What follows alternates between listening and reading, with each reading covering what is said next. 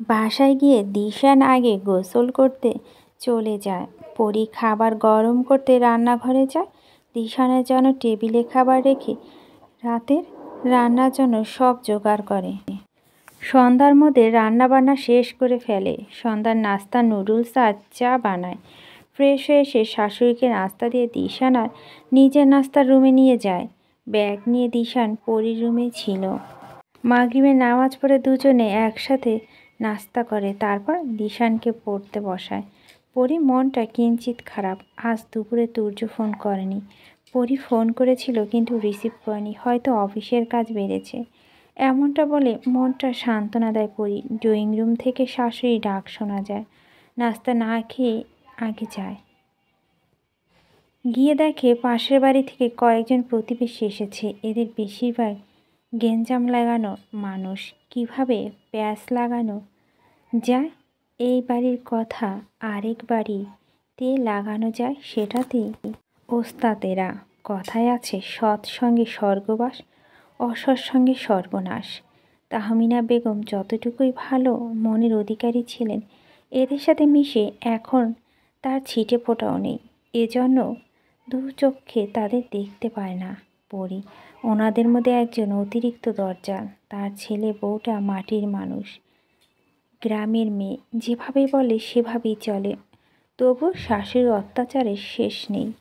এখানে একজন মহিলা খুব ভালো। ছাদে গেলে মাঝে মাঝেই তাদের সাথে কথা হয়, কিন্তু ভাগ্য খারাপ, ওনার ছেলে বউ ভালো নয়, অতিরিক্ত মডার্ন টাইপের। বাড়িতে তেমন থাকে না বলে চলে।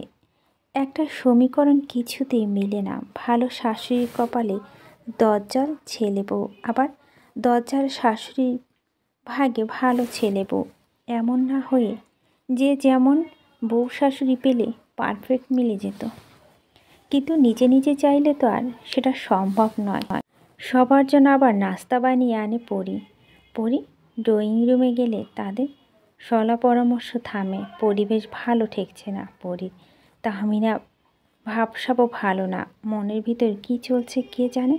পরীকে দেখলেই তিনি বলেন, আজকাল ছেলে বউগুলো হয়েছে শাশুড়ির কোনো খেদমত করে না, পারে শুধু মুখে মুখে তর্ক করতে।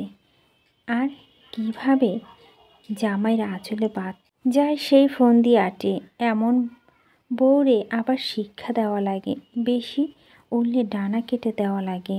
এদের মধ্যে একজন বলে, পরি চুপচাপ শোনে আর তাদের খাবার এগিয়ে দেয়। তাদের মধ্যে আরেকজন বলে, তোমারে যে ভালো ভাবছিলাম, মনে মনে যে এত প্যাঁচ রাখছো তা তো জানতাম না, বুঝলাম না আন্টি, বলে পরি। তিনি ব্যঙ্গ করে বলেন, এখন তো এমন ভাব করবাই, ভাজা মাছটা মনে হয় উল্টে খেতে পারো না। আমার ছেলে বউয়ে দেখছো, আমার মুখের উপর কথা বলার সাহস পায় না।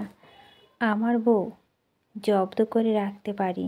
ভাগ্য করে ভালো শাশুড়ি পাইছো, তাই কিছু বলে না। উত্তরে পরি ব্যঙ্গ করে হাসে। বেয়াদবের মতো হাসছো কেন? আবার কথা পাল্টে পরি বলে, আপনারা খান, কিছু লাগলে আমায় ডাকবেন। ঘরে দিশান পড়ছে, ওকে পড়া বুঝিয়ে দিতে হবে। পরিবারে শিক্ষা দীক্ষা নাই একদম, মুরব্বীদের সাথে বেয়াদবি। আমাকে যা বলার বলেন আন্টি, আমার পরিবার নিয়ে কিছু বলবেন না। পরিবারের শিক্ষা আছে বলে আমি সব চুপচাপ সহ্য করি। কী গো ভাবি, আপনার ছেলে বউ এমন ব্যবহার করে, আপনি কিছু বলেন না? ড্রয়িং রুমের দরজা সিটকেনি দেওয়া ছিল না, দরজা ভিড়ে রাখা ছিল। অফিসের কাজ আছে, একটু বেশি ব্যস্ত ছিল। সব কাজ একসঙ্গে শেষ করে তাড়াতাড়ি বাড়িতে ফিরছেন তুর্য। হাতে করে নিয়ে এসেছেন বেলি ফুলের মালা, পরির পছন্দ। রাগ ভাঙানোর জন্য এর চাইতে ভালো উপায় আপাতত নেই। রাস্তার ছোট এক বাচ্চাকে হাতে করে মালা বিক্রি করে দেখেন সবগুলো নিয়ে এসেছে। দরজা খুলে ভিতরে ঢুকে তুর্য স্তব্ধ হয়ে যায়। তাহমিনা বেগম সবার সামনে পরীকে থাপ্পড় দিয়েছে। পরি গালে হাত দিয়ে টলমল করে চোখ তাকিয়ে আছে তাহমিনা বেগমের দিকে। তুর্যকে দেখে তিনি ভকরে যান।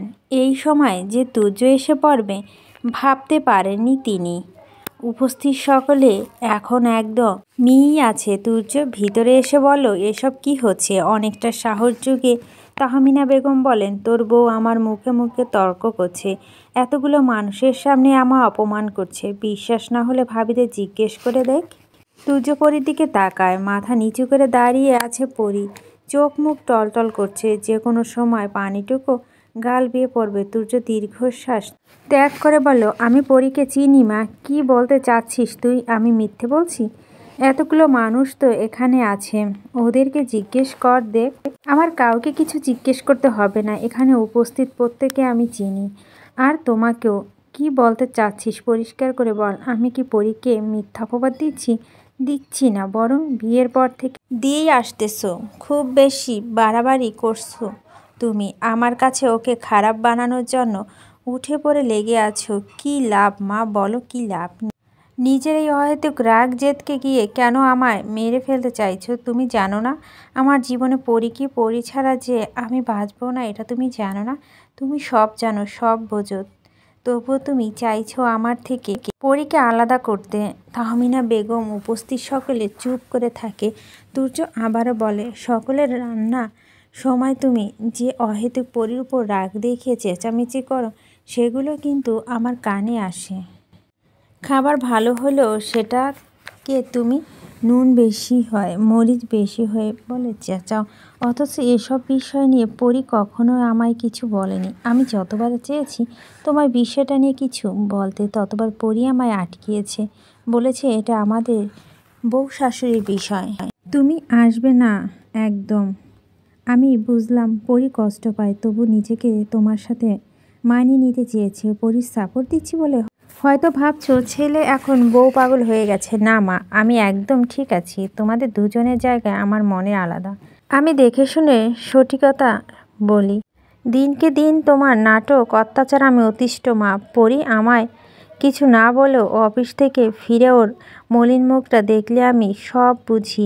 আমি সিদ্ধান্ত নিয়েছি পরীকে নিয়ে তোমার যত এত সমস্যা, তখন আমরা আলাদা থাকবো। তুই আলাদা থাকবি? বললেন তাহমিনা বেগম। হ্যাঁ থাকবো, আমি শান্তি চাই। অন্যের মেয়ের ওপর অত্যাচার করার আগে তিথির কথা একটু মাথায় এনো। আজকে তিথির শাশুড়ি যদি তিথির সাথে এমন করতো, তাহলে তুমি সহ্য করতে পারতে? নিজের মেয়ে যেন তোমার যেমন পুড়ে, তেমনি ওর বাবা মায়ের পুড়ে। এখন হাড়ে হাড়ে বুঝতে পারছি বিয়ের আগে পরীর বাবা ভয় পাওয়ার কারণ। যাই হোক, আমার শেষ কথা আমি জানিয়ে দিচ্ছি, আমি আর এখানে থাকবো না। আজই আমি পরীকে নিয়ে চলে যাব। তুর্য, আমার কথা শোন। তুর্য আর না দাঁড়িয়ে পরীর হাত ধরে রুমে নিয়ে যায়। ভিতরে থেকে দরজা লক করে দেয়। পরীর চোখে পানি মুছে দিয়ে বুকে জড়িয়ে নেয়, বলে, আমায় তুমি ক্ষমা করে দিও পরী। আমার উচিত ছিল আরও আগে এখান থেকে চলে যাওয়া, কিন্তু কি করব বলো?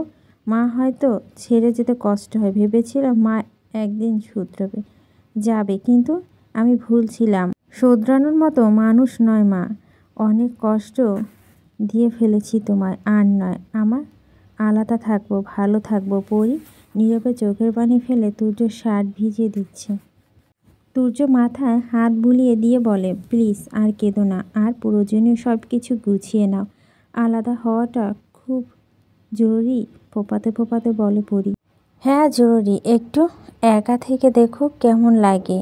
যেদিন নিজে থেকে নিজের ভুল বুঝতে পারবে, সেই দিন আমরা ফিরে আসব। তোমার কোনো দ্বিমত আমি শুনবো না। আমি এই বাসা থাকবো না। আর আমি যেখানে থাকবো তোমাকেও আমার সাথে থাকতে হবে। রাত 8টার দিকে তুর্য বাবার বাসায় আসেন। তিনি বাড়িতে আসার পর তুর্য সব খুলে বলে। তুর্যর বাবা বিচক্ষণ মানুষ। কিছুক্ষণ চুপ করে থেকে বলেন, তুই যখন সিদ্ধান্ত নিয়েছিস, তখন আমি আর বাধা দেব না। আর যাই হোক, আমার কোনো দিন ভুল সিদ্ধান্ত নেবে না, তাতে আমার বিশ্বাস আছে। তুর্য রুমে চলে যাওয়ার পর তাহমিনা বেগম বললেন, তুমি তুর্যকে না আটকিয়ে যেতে বলছো? তোমার হাত থেকে বৌমা বাঁচানো আর কোনো উপায় নেই। বিছানার টান হয়ে শুয়ে বলেন তিনি। তাহমিনা বেগম ক্ষেপে বলেন, কি বলতে চাইছো তুমি? এটা বলতে চাইছি যে তুমি একটা বাজে শাশুড়ি। এখন আর বিরক্ত করিও না, একটু বিশ্রাম নিয়ে নাও। রাগে সাপের মতো ফুঁসতে থাকে তাহমিনা বেগম। তিনি যা চেয়েছিলেন তার উল্টো হচ্ছে এখন। ছেলে এবার সত্যি হাত ছাড়া হয়ে গেল। বাড়ি থেকে চলে যাওয়ার সময় দিশান খুব কেঁদেছে, পরি নিজেও কেঁদে ফেলেছে। তুর্য বলেছে থাকার ব্যবস্থা করে তারপর দিশানকে আমাদের সাথে রাখবে। টাইগারকেও দেখে এসেছে, এখন যাচ্ছে পরিদের বাসায়। আজ রাতটা ওই বাড়িতেই থাকবে, কাল নতুন বাসা খুঁজে নেবে। পরি বাড়িতে ফোন করে মাকে সব জানিয়েছে। বাবা যেমন উত্তেজিত না হয় সেদিকেও খেয়াল রাখতে বলেছে। পরি ভেবেছিল যাওয়ার সময় একবার হলেও তাহমিনা বেগম আটকাবেন, অন্তত তুর্য দিকে তাকিয়ে হলো, কিন্তু না, তিনি থামাননি, সামনে আসেননি। আর প্রান্তকে ফোন দিয়ে তুর্যর বাড়ির কথা বলেছেন, একটা বাড়ির ব্যবস্থা করে দিতে। কারণ জানতে চাইলে বলেছেন পরে বলবে। তিথির পরে বাড়িতে বাবার কাছে ফোন দিয়ে সব শুনেছে। পরিদের বাসা আসার পর কেউ কোনো অস্বাভাবিক ব্যবহার করেনি। আগে ওর বাড়িতে আসলে সবাই যেমন ব্যবহার করে এখনও তাই করছে। রাতে খাবার খেয়ে ঘুমানোর সময় তুর্য মলিন মুখটা দেখে কষ্ট হয়। পরি কেঁদে কেঁদে বলে, আমার যেন আজ আম্মু থেকে তোমার আলাদা হতে হলো। আমি সত্যি খুব বাজে। তুর্য পরিকে কাছে টেনে নিয়ে বলো, আরে বাচ্চাদের মতো কাঁদছ কেন? এখানে তোমার তো কোনো দোষ নেই, তুমি সর্বোচ্চ চেষ্টা করেছো মানিয়ে নেওয়ার। তাছাড়া তুমি তো চাওনি আলাদা হতে, এটা আমার সিদ্ধান্ত। তবুও কোনো তবু নেই, তুমি কোনো অন্যায় করনি। দোষ যদি তোমার হতো তাহলে আমি কখনোই আলাদা হতাম না। মায়ের একটু বোঝার প্রয়োজন। উল্টো আমার নিজের খারাপ লাগছে, আমার জন্য তোমার এত কষ্ট সহ্য করতে হয়েছে। উফ, তোমার কোনো দোষ নেই। তুর্য হাসে, পরীকে বুকের মধ্যে শক্ত করে জড়িয়ে নিয়ে বলে, তুমি চিন্তা করো না, আমাদের ছোট্ট একটা সংসার হবে, সুখের সংসার। পরের দিন তুর্য বা প্রান্ত কেউ অফিসে যায়নি। মেহুবা, তিথি আর প্রান্ত এসেছে পরীদের বাসায়। প্রান্ত আর তুর্য গেছে বাড়ি খুঁজতে। তিথি পরীর সাথে কথা বলছে। মায়ের এমন ব্যবহারের জন্য অনুতপ্ত তিথি। তবে এত মন খারাপের মধ্যে মেহনুবা ভালো একটা খবর নিয়ে এসেছে। বাড়ি থেকে সাগর আর মেহনুবার বিয়ে ঠিক করা হয়েছে। সারাদিন তিনজনই একসাথে আড্ডা দেয়। তিথি আর মেহনুবার সাথে আড্ডা দিয়ে মন অনেকটা হালকা হয়ে যায়। দরজা আড়াল থেকে মেয়ের হাসি দেখতে রেহেনা বেগম সেই সকাল বের হয়েছে প্রান্ত আর তুর্য। এর মধ্যে দুপুর শুরু ফোন দিয়ে পরি খেয়েছে কি না জিজ্ঞেস করেছে। আর এখন বিকেল 4টা বাজে। ফোন দিয়ে বলে তুর্য অফিসের সামনে রোডে আসছে। কথা আর না বাড়িয়ে ফোনও কেটে দেয়। বোঝা যায় কিছু নিয়ে ব্যস্ত খুব। পরি মেহনুবা আর তিথিকে নিয়ে যায়। রাস্তার আগে থেকে দাঁড়িয়ে ছিল সেলিম। ওদেরকে দেখতে পেয়ে বলে, আমার লগে আহেন। সেলিম 8তলা একটা ফ্ল্যাটে 3 তলায় নিয়ে যায়। কলিং বেল চাপতে দরজা খুলে দেয় প্রান্ত। ঘেমে নিয়ে একাকার অবস্থা। ভিতরে আরও কয়েকজন ছেলে, সবাই ফ্লোরে এদিক সেদিক হয়ে বসে আছে। সোফা এক কোনায় কপালে হাত রেখে তুর্য হেলান দিয়ে বসে আছে। পরীকে দেখে তৃপ্তির হাসি হাসে। সব ক্লান্তি যেন নিমিষে উবে গেল। হাত বাড়িয়ে কাছে ডাকে পরীকে। পরী গিয়ে তুর্যর পাশে বসে। আশেপাশে তাকিয়ে সব দেখে। ফ্লোরে বসে থাকা ছেলেগুলোর মধ্যে একজন বলে, ভাবি গো, ঘর গুছাইতে যা জীবন শেষ। শুক্রবার আমাদের একটু রান্না করে খাওয়াইয়েন, খুশি হব। পরি হেসে বলে, আচ্ছা, শুক্রবার তাহলে সবাই দাওয়াত রইল। তুর্য দিকে তাকিয়ে বলে, সারাদিন তাহলে এসব নিয়ে ব্যস্ত ছিলেন? মাথা ঝাঁকিয়ে বলে তুর্য। পরি হাত ধরে বলে, চলো রুম দেখবে ঠিকঠাক আছে কিনা। রুমে গিয়ে পরি হতবাক। ঘরের সব আসবাবপত্র এনেছে। এত টাকা কোথায় পেলে? অ্যাকাউন্ট টাকা ছিল তো। সংসার করব, সুখের সংসার, সব তো থাকা লাগবে, তাই না? আসো বারান্দায় যাই। পরীকে নিয়ে বারান্দা যায় তুর্য। বলে, দেখো বারান্দা পছন্দ হয়েছে? তোমার জন্য বড় বারান্দা দেখে ফ্ল্যাটটা নিয়েছি। ফুল গাছ টব এনে দেবো, বারান্দায় রাখবে। পরি তুর্যর গলা জড়িয়ে ধরে বলে, তুমি এত ভালো হাজবেন্ড কেন? তুমি ভালোবাসো তাই। রাতে সবাই যেন রান্না করে নিয়ে আসে রোজ। আর রেহানা বেগম পরি দরকারি সব জিনিসপত্র নিয়ে আসেন। বাবা আর পিয়ম রুম গোছানো যতটুকু বাকি ছিল সেইটুকু তিথি, মেহনুবা আর পরি মিলে গুছিয়ে ফেলে। রাতে সবাই একসঙ্গে খায়। সবাই চলে যাওয়ার পর তুর্য বিছানা গা এলিয়ে দেয়। খুব খাটনি গেছে আজ, শরীর ম্যার ম্যার করছে। পরীকে কাপড় গোছাতে দেখে বলে, এখন আবার কাপড় ভাঁজ করছো কেন? গুছিয়ে রাখছি, দরকার নেই এখন, রাখো এসব, কালকে করবে এগুলো। আরে বেশিক্ষণ লাগবে না তো? না লাগুক, এখন করবে না মানে করবে না। পরীকে আর কাজ করতে না দিয়ে হাত টেনে বিছানায় বসায়, কোলের উপর মাথা রেখে শুয়ে পড়ে। মাথায় হাত বুলিয়ে দাও বলে তুর্য। পরী হাসে, আলতো করে মাথায় হাত বুলিয়ে দেয়, মনে মনে হাজার ধন্যবাদ দেয় আল্লাহকে। পরদিন ঘুম ভাঙে সকাল 9টার দিকে। তুর্যর অফিস 8টায়। তুর্য এখনও ঘুমাচ্ছে। পরী তড়িঘড়ি করে ওঠে, তুর্যকে ধাক্কিয়ে বলে, ওঠো তাড়াতাড়ি, লেট হয়ে গেছে তোমার, অফিসে যাবে না? 2 দিন ছুটি নিয়েছি। ঘুম জড়ানো কণ্ঠে বলে তুর্য। আচ্ছা তাহলে ঘুমাও, আমি নাস্তা বানাই, দাঁড়াও। চুলগুলো হাত খোপা করতে করতে বলে, কি আজকে দুজনে একসাথে নাস্তা বানাবো? বাহ, কি ভাগ্য আমার। দুজনে ফ্রেশ হয়ে রান্নাঘরে যায়। তুর্য আটা গুলিয়ে দিয়েছে। পরী মোটামুটি সব রান্নাই পারে, কিন্তু রুটিটা বানাতে পারে না। মানে রুটি গোল না হয়ে মানচিত্র হয়ে যায়। তুর্য বলে, দাঁড়িয়ে আছো কেন?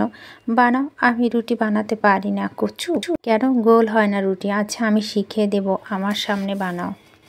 মানচিত্র বানিয়ে হাসির পাত্রী হতে চায় না পরী, কিন্তু তুর্য নাছোড়বান্দা। তুর্যর সাথে তর্ক না পেরে রুটি বানাতে রাজি হয়। পরী রুটি বানানো দেখে তুর্য হেসে কুটি অবস্থা। পরীর হাত থেকে বেলুন নিয়ে বলে, তোমাকে রুটি বানাতে বলেছি, বানাতে বলিনি। যেভাবে বানাচ্ছ মনে হচ্ছে পাটায় বাঁধছ আটা। পরী নাক মুখ ফুলিয়ে বলে, এত পারো নিজে বানাও। তবু 32 পাটি দাঁত বের করে হিহি করে হাহা করে মজা নিবা না। পরীর কথা শুনে আর রাগ দেখে আরও জোরে শব্দ করে হাসে তুর্য।